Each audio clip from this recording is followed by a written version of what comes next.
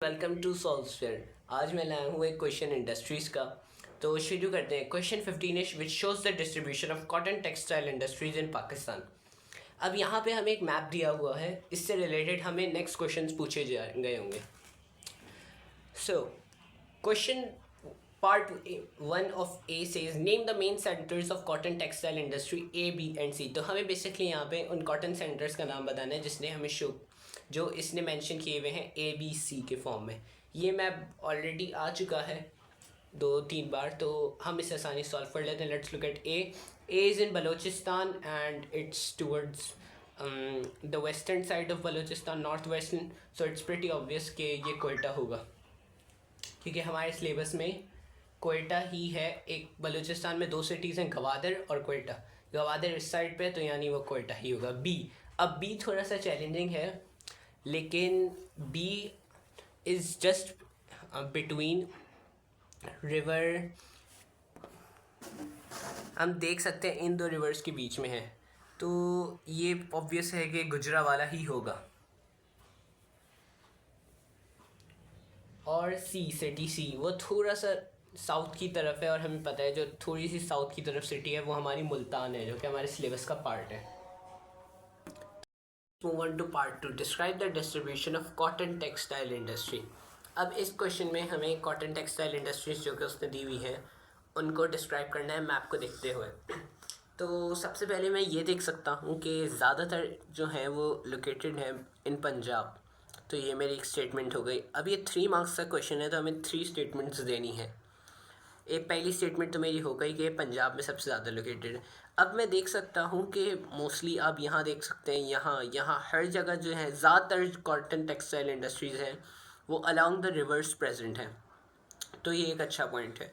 उसके अलावा मैं देख सकता हूँ सम आर ऑल्सो लोकेटेड। कोई भी एक लोकेशन ले लेता हूँ। अब मैं लेता हूँ southern Punjab. Some are also located in southern Punjab, for example Karachi. एक एग्जाम्पल देते तो इससे आपका answer I mean southern Sindh में एग्जाम्पल हो जाएगी कराची।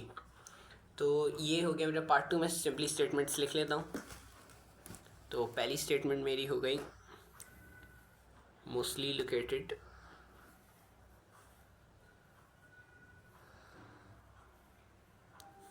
इन Punjab.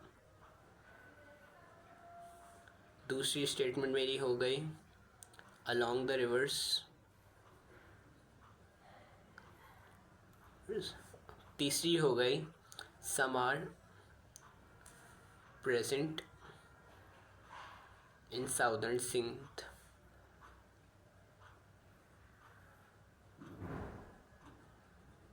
Southern I mean sorry, for example Karachi. आप हैदराबाद भी दे सकते हैं, कोई भी एग्ज़ाम्पल दे सकते हैं अपनी मर्ज़ी की। तो ये था मेरा पार्ट 2। अब हम मूव ऑन करते हैं नेक्स्ट पार्ट पे। Part B, study figure 7 which shows the output of yarn and cloth between 1999 and 2008। ये एक और फिगर वाला क्वेश्चन है। अब हम इसका क्वेश्चन रीड करते हैं। Compare the outputs of cotton yarn and cotton cloth from 1999 to 2008। अब हम ग्राफ को स्टडी करते हैं कि 1999 टू 2008 में क्लॉथ और यार्न में क्या क्या फ़र्क आया है। तो सबसे पहले मैं ये देख सकता हूँ कि यार्न जो है वो क्लॉथ से ज़्यादा बड़ी है। उसका जो आउटपुट है, ये एक मेरी पॉइंट हो गया। 2 मार्क्स का है, तो मैं सिंपली 2 स्टेटमेंट्स लिखूँगा। दूसरा मैं ये लिख सकता हूँ, किसी की भी एक उसको पॉइंट आउट कर सकता हूँ। जैसे मैं लेता हूँ 2004 के बाद आप चेक कर सकते हैं दोनों ने इंक्रीज़ ही किया, सिर्फ दोनों ने इंक्रीज़ किया after 2004 at a larger scale. तो ये एक पॉइंट हो सकता है। उसके अलावा मैं ये लिख सकता हूँ कि दोनों में ज़्यादातर इंक्रीज़ ही हो जा रहा है। उसके अलावा ये भी लिख सकता हूँ कि 2000 एंड 2008 के बीच में क्लॉथ कांस्टेंट रहा, जबकि यार्न जो है वो एक स्लाइटली इंक्रीज करा। तो मैं कोई भी 2 स्टेटमेंट्स लिख सकता हूँ। मैं यहाँ लिखता हूँ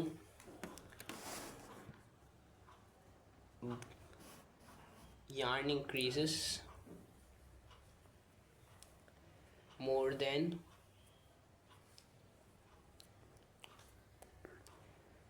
cloth। और दूसरा जो है मेरा पॉइंट है होगा both make a sharp increase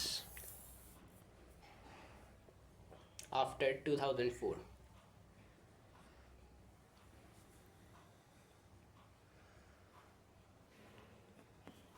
ये हो गया मेरा इस पार्ट बी का 1 कंप्लीट। अब हम मूव ऑन करते हैं नेक्स्ट पार्ट पे।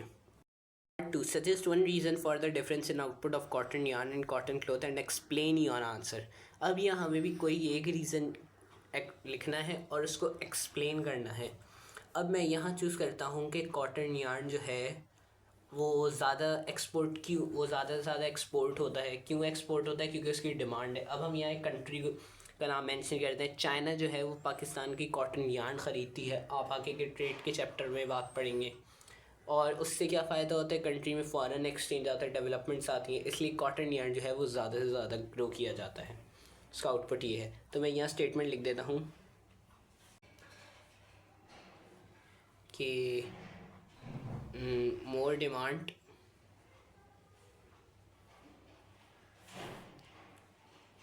ऑफ कॉटन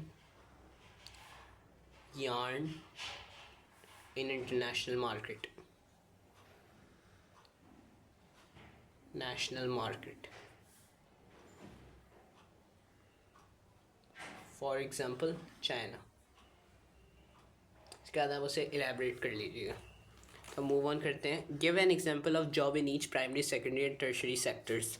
अब हमें यहाँ तीनों एक एक जॉब्स की एग्जांपल देनी है। प्राइमरी में मैं लिख सकता हूँ फार्मिंग, सेकेंडरी में लिख सकता हूँ मैं कि स्पिनिंग या फिर वीविंग लिख देते हैं।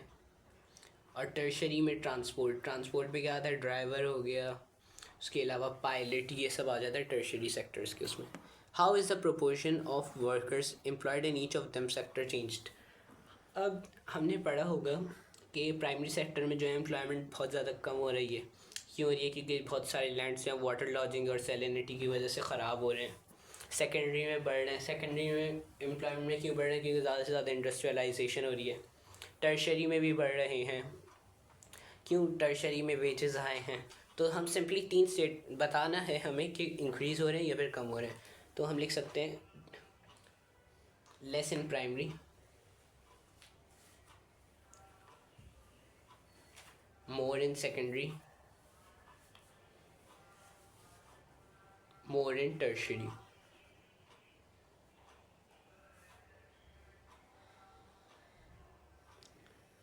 तो ये हो गया हमारा पार्ट 2 सॉल्व। अब हम मूव ऑन करते हैं नेक्स्ट पार्ट पे।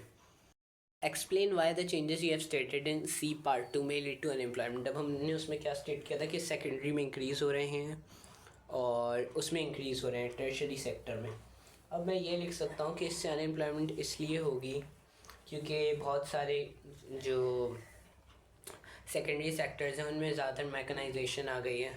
उस वजह से जॉब्स की कम से कम ज़रूरत होगी क्योंकि मशीन ज़्यादातर काम कर लेती हैं। उसके अलावा जो टर्शरी सेक्टर है वहाँ पे इंट्रोडक्शन ऑफ आईटी हो रहा है, उसकी वजह से जो है बहुत ज़्यादा एम्प्लॉयमेंट बढ़ेगी। क्यों? क्योंकि लोग जो हैं इलिटरेट हैं। उसके अलावा जो है ज़्यादातर के जो है मशीन्स का इस्तेमाल होता है, ज़्यादातर के पास स्किल्स नहीं है कि वो मशीन को यूज़ करें। उसके अलावा प्राइमरी सेक्टर में अनएम्प्लॉयमेंट बढ़ रही है। क्यों बढ़ रही है? क्योंकि वाटर लॉगिंग और सैलिनिटी लैंड्स को ख़राब कर दिया। तो ये सब पॉइंट्स मैं लिख सकता हूँ, लिख देता हूँ कोई भी 3 पॉइंट्स, आप उन्हें एलैबोरेट कर लीजिएगा। Introduction of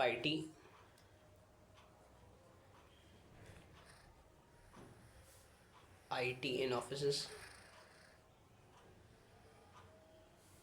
mechanisation in second industries, and finally mechanization in agriculture।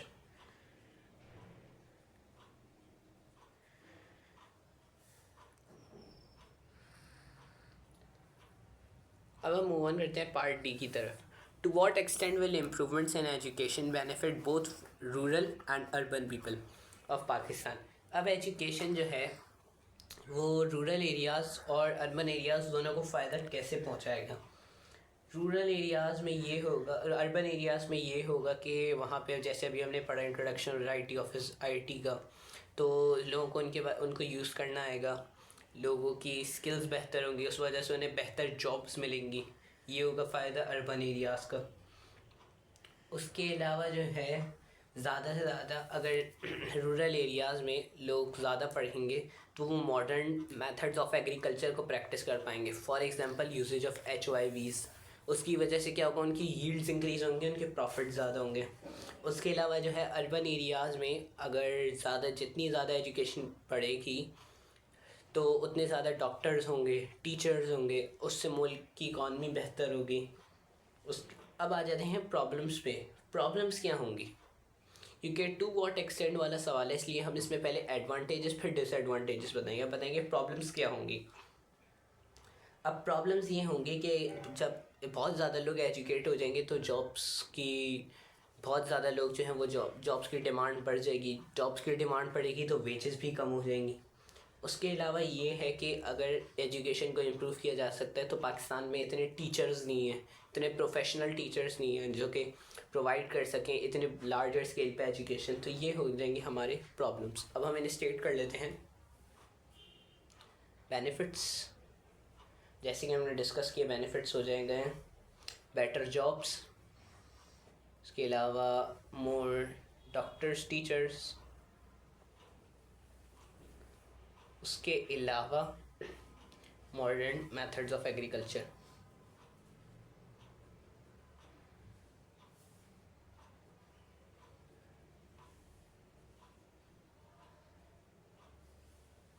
Drawbacks पे आ जाते हैं।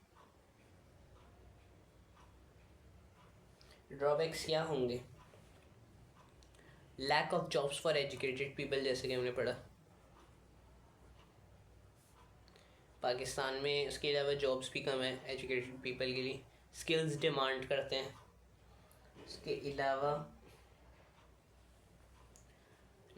Lack of skilled workers.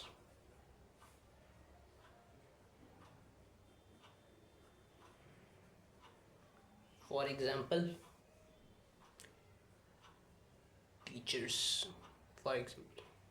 Teachers, तो ये था हमारा क्वेश्चन आज का। आई होप कि आपको समझ में आ गया। अगर आपको समझ में आ गया तो हमारी वीडियो को लाइक कीजिए और हमारे चैनल को सब्सक्राइब कीजिए ताकि आपको मज़ीद क्वेश्चंस के बारे में नोटिफिकेशन मिलता रहे। Thank you very much.